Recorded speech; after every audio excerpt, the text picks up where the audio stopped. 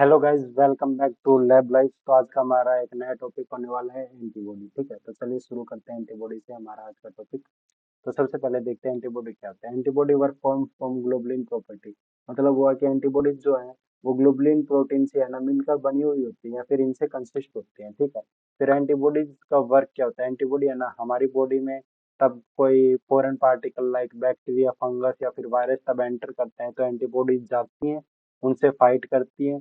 Fight करने के बाद में उनको किल करती हैं। ठीक है, किल करके उनको डिस्ट्रॉय कर देती हैं। ठीक है, यही काम होता है एंटीबॉडीज का। ठीक है, फिर एंटीबॉडीज को है ना इम्यूनोग्लोबुलिन्स के नाम से जाना जाता है। ठीक है, क्यों? क्योंकि इम्यूनो का मतलब होता है कि हमें इम्यूनिटी प्रोवाइड करवा रही है। ठीक है, और ग्लोबुलिन्स का ग्लोबुलिन की प्रोटीन से ये मिलकर बनी हुई होती है, फिर ग्लोबुलिन प्रोटीन से ये कंसिस्ट होती है। ठीक है, इसलिए इनको इम्यूनोग्लोबुलिन्स कहा गया है। ठीक है, फिर जो मोस्टली एंटीबॉडीज है ना वो हमारे प्लाज्मा के अंदर मिलती है। ठीक है, हमारे प्लाज्मा के अंदर एंटीबॉडीज प्रेजेंट होते हैं। ठीक है, फिर उसके बाद में आता है हमारे पास स्ट्रक्चर ऑफ एंटीबॉडीज। ठीक है, तो एंटीबॉडी के स्ट्रक्चर के अंदर है ना दो तो हैवी चेन्स होती है। ठीक है, और दो लाइट चेन्स हमें देखने को मिलती है। ठीक है, फिर ये जो दोनों चेन्स है हैवी और लाइट चेन जो है ना ये पॉलीपेप्टाइड केमिकल नेचर की होती है। मतलब ये पॉलीपेप्टाइड की से मिलकर बनी हुई होती है। ठीक है, अब देखिए इसकी स्ट्रक्चर कैसी होती है।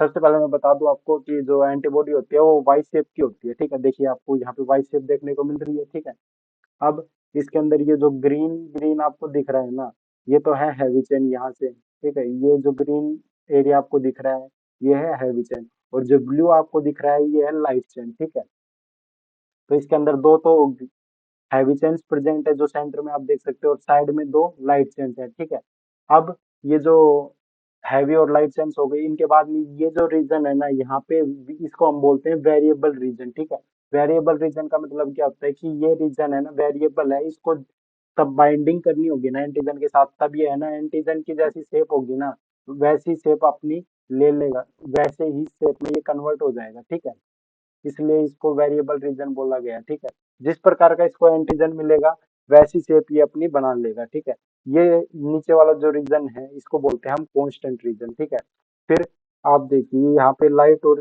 हैवी चैन है यहाँ पे अटैच है। ठीक है, ये कनेक्ट है एक दूसरे से, यहाँ पे देखिए। ठीक है, और यहाँ पे हैवी चैन भी आपस में कनेक्ट है। ये जो कनेक्शन, ये जो बॉन्ड बना हुआ है ना इनके बीच में, इसको बोलते हैं हम डाइसल्फाइड बॉन्ड। ठीक है, क्योंकि ये सल्फाइड से मिलके बना हुआ होता है। ठीक है, इसको हम बोलते हैं डाइसल्फाइड, SUL, डाइसल्फाइड बॉन्ड। ठीक है, फिर जो हमारी लाइट चेन होती है ना, लाइट चेन अमीनो एसिड से मिलके बनी हुई है, अमीनो एसिड, अमीनो। ठीक है, AMMINO। ठीक है, AM अमीनो, हाँ स्पेलिंग गलत होगी, अमीनो एसिड। ठीक है, AMINO। ठीक है, अमीनो एसिड से मिलके बनी हुई है। ठीक है, कौन सा अमीनो एसिड? NH3+। ठीक है, और जो हैवी चेन होती है इस ये कार्बोक्सिलिक कार्बोहाइड्रेट या फिर इसको कार्बोक्सी टर्मिनल बोलते हैं, और इसके अंदर प्रेजेंट होता है COO नेगेटिव। ठीक है, फिर ये वाली जो साइट है ना जहाँ पे एंटीजन बाइंड करता है इसको हम बोलते हैं FAB। ठीक है, फ्रेगमेंट एंटीजन बाइंडिंग साइट। ठीक है, FAB की फुल फॉर्म हो जाएगी fragment, FRAGMENT, fragment antigen binding site. ठीक है,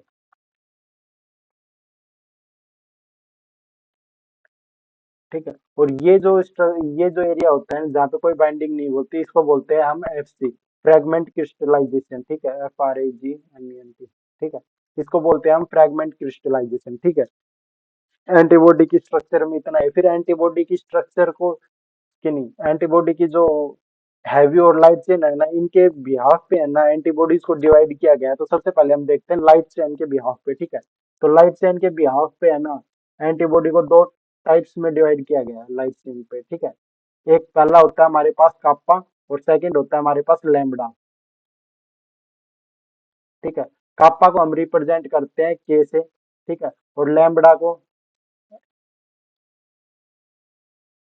हम रिप्रेजेंट करते हैं L से। ठीक है, इनके बिहाफ पे इनको डिवाइड किया गया है। ठीक है, फिर जो हमारा हैवी चैन के बिहाफ पे है ना 5 टाइप्स में डिवाइड किया गया है। ठीक है, ये डिवाइड किया गया है 5 ग्रुप्स में इसको। हैवी चैन के बिहाफ पे इसको शॉर्ट फॉर्म में आप याद रखने के लिए एक वर्ड याद रख सकते हो, गैम डे, गैम डे। ठीक है, ये इसकी शॉर्ट फॉर्म में याद करने की, ठीक है। यहाँ पे है ना आई जी में, आई जी का तो मतलब है, यहाँ पे आई जी का मतलब है इम्यूनोग्लोबुलिन, और जी का मतलब है गामा, ठीक है, GAMMA, ठीक है। एम का मतलब है म्यू, ठीक है, और ए का मतलब है अल्फा, ठीक है, और डी का मतलब है डेल्टा, DELTA, ठीक है, डेल्टा। और इसका ई का मतलब होता है इपिकेटो, ठीक है, EPICTO, ठीक है। फिर इनके है ना सिंबल्स हैं जिनसे हम इन एंटीबॉडीज को रिप्रेजेंट करते हैं, तो इनके सिंबल्स क्या होते हैं? गामा का सिंबल होता है वाई शेप में, ठीक है। म्यू को हम रिप्रेजेंट करते हैं ऐसे, ठीक है। फिर हमारे पास अल्फा, अल्फा को हम दो तरीके से लिख सकते हैं, ऐसे भी लिख सकते हैं और ऐसे भी लिख सकते हैं, ठीक है। फिर उसके बाद हमारे पास आता है डेल्टा, डेल्टा को हम रिप्रेजेंट करते हैं ऐसे, और इपिकेट को सिंबल होता है ई, ठीक है, इसको ई से रिप्रेजेंट किया जाता है, ठीक है। अब हम एक एक करके ये जो हमारी 5 एंटीबॉडी है इनको डिस्कस करते हैं, ठीक है। तो सबसे पहले हमारे पास हमारी एंटीबॉडी आती है IgG, ठीक है। IgG के अंदर है ना, ये हमारे जो सीरम होते हैं ना उसके अंदर 80% जो एंटीबॉडीज प्रेजेंट होती हैं वो IgG होती हैं। मतलब कि अगर हमारी बॉडी के अंदर टोटल 100 एंटीबॉडीज प्रेजेंट हैं, तो उसमें से 80 एंटीबॉडीज जो होंगी वो IgG प्रेजेंट होंगी, ठीक है, ठीक है। फिर उसके बाद में इसका जो सीरम कंसंट्रेशन लेवल होता है वो होता है 18 to 16 mg/dl, ठीक है। ये इसका मोलिकुलर वेट होता है, ये याद रख लेंगे। फिर उसके बाद में आता है एक हमारे पास वर्ड आता है हाफ लाइफ साइकिल, इसका है 23 डेज होता है। तो मैं आपको हाफ लाइफ साइकिल बताता हूँ। अब सपोज करिए कि आज हमारी बॉडी के अंदर है ना 100 एंटीबॉडीज हैं IgG, ठीक है। 23 दिन बाद में है ना फर्स्ट डे पे तो 100 है हमारी बॉडी में, और 23 डेज इसका हाफ लाइफ टाइम है, तो मतलब 23 डेज बाद है ना ये 50% बचेंगे हमारी बॉडी के अंदर। मतलब पहले 100 थी तो आज ये 50 हो जाएंगी। तो ये इसका हाफ लाइफ टाइम होता है, ठीक है। फिर उसके बाद में हमारे पास आता है IG एंटीबॉडीज, एकमात्र ऐसी एंटीबॉडीज है जो प्लासेंटा को क्रॉस कर सकती है। प्लासेंटा क्या होता है? एक जब बेबी मदर के स्टोमच में होता है ना, यूट्रस के अंदर होता है, तब वहां पे वो आपस में कनेक्ट होते हैं प्लासेंटा से, जिसके द्वारा उनको फूड्स या फिर ऑक्सीजन, जो भी न्यूट्रिशन की रिक्वायरमेंट होती है वो प्लासेंटा के थ्रू प्रोवाइड होती है, ठीक है, मदर टू बेबी। तो उसी थ्रू, उसी पाथवे के थ्रू है ना ये जो IgG एंटीबॉडीज है ये मदर से बेबी के अंदर ट्रांसफर हो जाती है, ठीक है। तो आप बोल सकते हो कि बर्थ होने से पहले हमारे अंदर IgG एंटीबॉडीज हमारे अंदर प्रेजेंट होती हैं, ठीक है। फिर उसके बाद में हमारे पास सेकंड एंटीबॉडी आती है IgA एंटीबॉडी, ठीक है। IG एंटीबॉडी है ना वो 80% प्रेजेंट थी, वो सबसे ज्यादा थी ना हमारी ब्लड में। सेकंड नंबर पे सबसे ज्यादा हमारे ब्लड सीरम के अंदर यही प्रेजेंट होती है IgA। इसका परसेंटेज होता है 12 से 15%, ये प्रेजेंट होती है, ठीक है। इसका सीरम कंसंट्रेशन लेवल होता है 0.6 to 4.2 mg/ml, ठीक है। फिर IgA जो एंटीबॉडी है इसको दो पार्ट में डिवाइड किया गया है। एक तो ये हमारे ब्लड सीरम के अंदर प्रेजेंट होती है, और एक ये सेक्रेटरी फ्लूइड्स के अंदर प्रेजेंट होती है, ठीक है।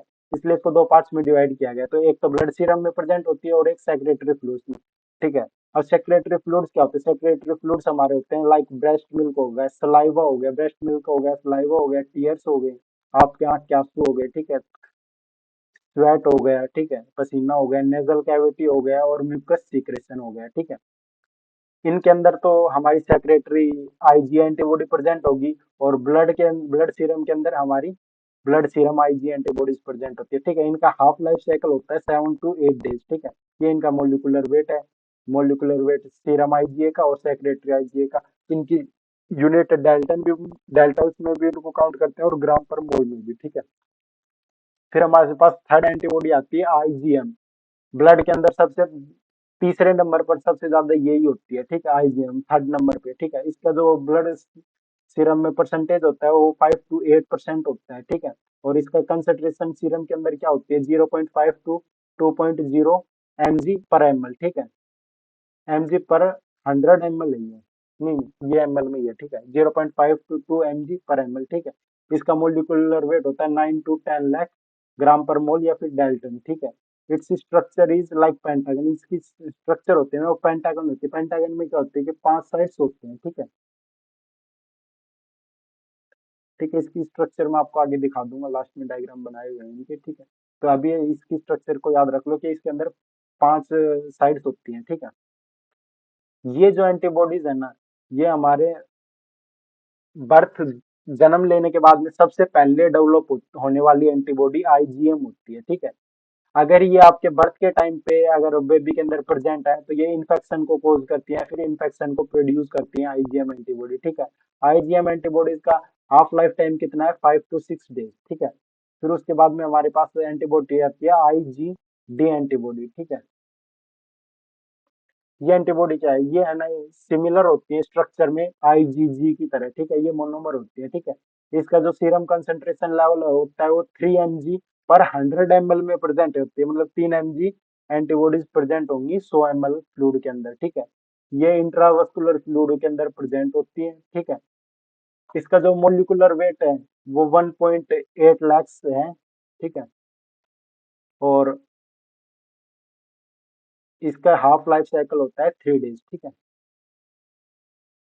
फिर हमारे पास हमारी लास्ट एंटीबॉडी आती है आईजीई एंटीबॉडी, ठीक है।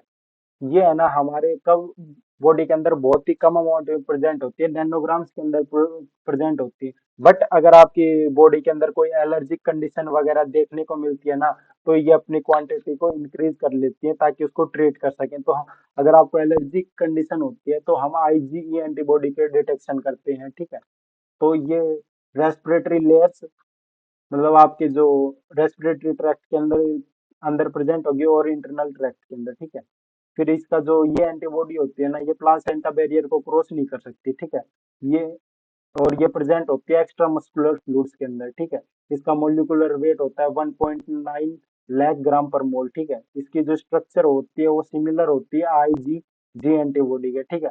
ये आईजी एंटीबॉडी एकमात्र ऐसी एंटीबॉडी है जो टेम्परेचर के अगेंस्ट सेंसिटिव होती है, ठीक है। अगर इसको 56 डिग्री से ज्यादा टेम्परेचर मिलता है तो ये डिस्ट्रॉय हो जाती है, ठीक है। आईजी एंटीबॉडी आपको किन किन कंडीशंस में देखने को मिलती है, लाइक हाइपर सेंसिटिविटी और एलर्जिक रिएक्शन। अगर आपको सांस लेने में दिक्कत वगैरह होगी तो उन कंडीशन में आपकी बॉडी के अंदर आईजी एंटीबॉडीज का लेवल इंक्रीज हो जाएगा, लाइक डिजीज है asthma, hay fever, allergic fever. इसका जो हाफ लाइफ साइकिल होता है वो होता है 2 to 3 डेज का, ठीक है। फिर उसके बाद में मैंने आपके लिए एक टेबल बनाई है ताकि आपको ये पांचों एंटीबॉडीज याद करने में थोड़ी आसानी रहे, ठीक है। ये हमारी टेबल है, ठीक है। इसके अंदर हमने देखो 500 एंटीबॉडीज है, इनकी स्ट्रक्चर बना रखी है, ठीक है। इसके अंदर ये पेंटामर मैंने आपको बताया था ना कि आईजीएम पेंटामर शेप में प्रेजेंट होती है, मतलब पेंटागन, इसके 5 साइड्स होते हैं, ठीक है। तो इसके अंदर 5 एंटीबॉडीज है ना एक साथ कनेक्ट होती हैं, ठीक है। अगर पांच और हर एंटीजन के साथ है ना एक बाइंडिंग साइट है, एक एंटीजन यहाँ पे बाइंड हो सकता है, एक है यहाँ पे, एक यहाँ पे, तो इसके अंदर टोटल 10, कितनी, 5, हाँ। इसके अंदर total number of binding sites हो जाएंगी 10, ठीक है। इसके अंदर दो ही जगह एंटीजन बाइंड हो सकता है, यहाँ पे और यहाँ पे, तो इसकी एंटीजन बाइंडिंग होंगी 2। ये है सेक्रेटरी आईजीए, ठीक है। इसके अंदर 4 एंटीजन बाइंड हो सकते हैं, एक यहाँ पे, एक यहाँ पे, एक यहाँ पर और एक यहाँ पे, तो इसकी बाइंडिंग साइट हो गई 4।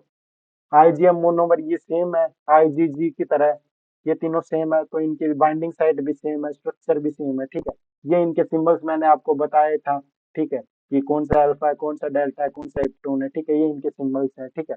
फिर इनका मोलिकुलर वेट भी हमने डिस्कस कर लिया, ठीक है। फिर ब्लड लेवल में कितने प्रेजेंट इनका सीरम कंसंट्रेशन कितना है, प्रेजेंट वो सीरम परसेंट कितना है, वो भी वो ये है, ये आप याद कर लेना, ठीक है। फिर कौन सी एंटीबॉडी प्लासेंटा को क्रॉस कर सकती है, तो मात्र एक ही एंटीबॉडी है, ठीक है। ये आप याद कर लेना, ये इनके फंक्शन है जो हमने ऊपर डिस्कस कर लिए। तो इसी के साथ हम हमारा ये लेक्चर खत्म करते हैं। Thank you, have a nice day. Don't forget to hit the like share and subscribe button.